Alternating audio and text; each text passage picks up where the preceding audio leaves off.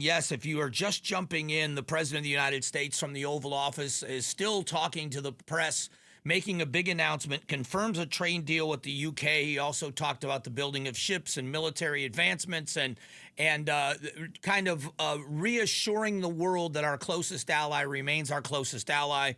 So what will this do? The stock markets were responding already with the knowing this deal was coming in a positive way.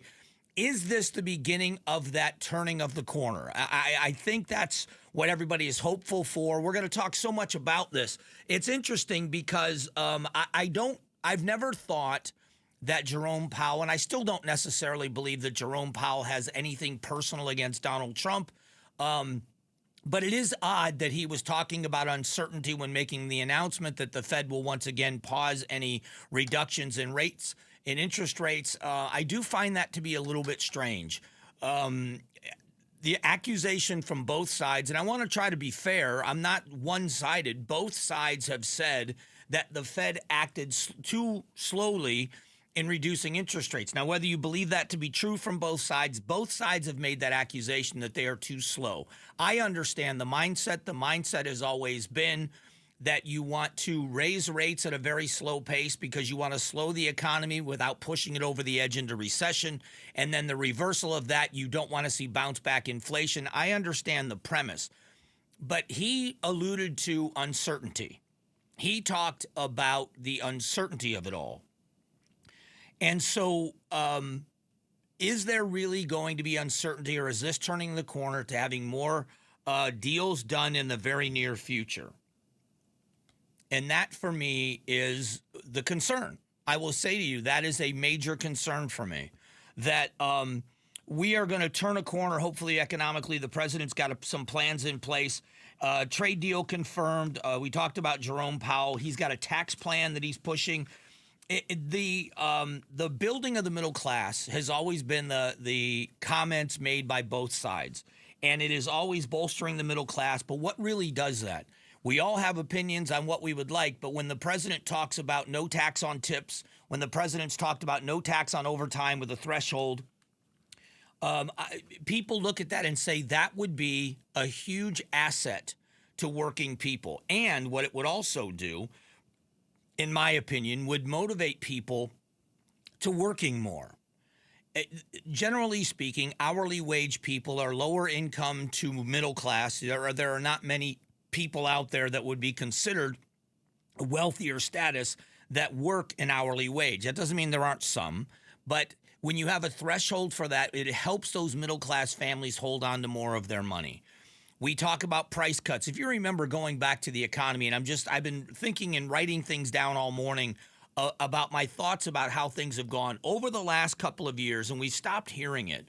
Over the last couple of years, we have heard so much about price gouging and corporate greed, and high prices were because of price gouging. Now it's the policies of the White House. And what's interesting about all of it is when you look at what would really help people, it's to allow them to keep more of their money. It's an interesting concept that when wealthy people, or not wealthy people, when somebody wants to keep more of the money they've earned, I don't care who you are, you've earned it. When someone says, I want to keep the money I've earned, I want to keep the vast majority of it, it's my money, I earned it, that's greed. We're going to talk a little bit later. You're going to hear about Bernie Sanders. I think it's hilarious that Bernie Sanders is now defending himself on the private jets they took and the hundreds of thousands of dollars they spent fighting the oligarchy. There's a really good comparison between the Trump policies of trying to shrink the size of the government and Bernie Sanders going after the wealthy people. It is both of them really kind of attacking power structures. But when you look at, I look at all of this today, and it's economic uncertainty. We all understand that. I completely understood the fear. I watched Wall Street respond, who does not respond in a partisan way whatsoever. They respond to reality. And the reality was uncertain times were happening, so Wall Street pulled back. Over the past week or so, we have seen positive responses, and we've seen Wall Street respond and kind of rebound a little bit, not back where it needs to be, but it's up almost 300 points again today. We'll see how the day ends. So that's part of it. The other part of this is the taxation of the American people, but holding on to it. What works for the same principle for the middle class works for people that are wealthier. But the difference is the mindset in America has gotten to be, if you don't need it, the government can then take it, which is ridiculous to me. How much money do you really need? How many of us have heard that statement? How much is too much? If you're a professional athlete and you play in the NBA and you play on a team in California versus playing in a team in Texas, you have a dramatically different paycheck because of the way taxation works at those state tax levels. But it doesn't matter who you are. The gasoline tax in California is oppressive. It's why their gas prices remain through the roof. But when a working class person says, you know how much it would mean to me to have gas prices back below $3 a gallon again? When gas goes up over $4 a gallon, it cripples my family because we are that tight in our budget. And then the government comes along and says, well, why don't we do this? If you work overtime up to, let's say, $30,000 worth of overtime, you're not going to pay any taxes on it. You're going to keep that money. You worked, you keep the money. Everybody, not everybody, many people think that what a great idea to help the middle class. But why is it greed when a wealthy company or a wealthy person says 37%? I owe you 37% of what I've worked for? That's greed. And I think there is a mindset shift that's happening where people in this country are seeing that it isn't about us versus them all the time, that we as a citizenry should be looking at our government and saying, how big have you gotten? And where are the areas that are better served locally and not at the federal level?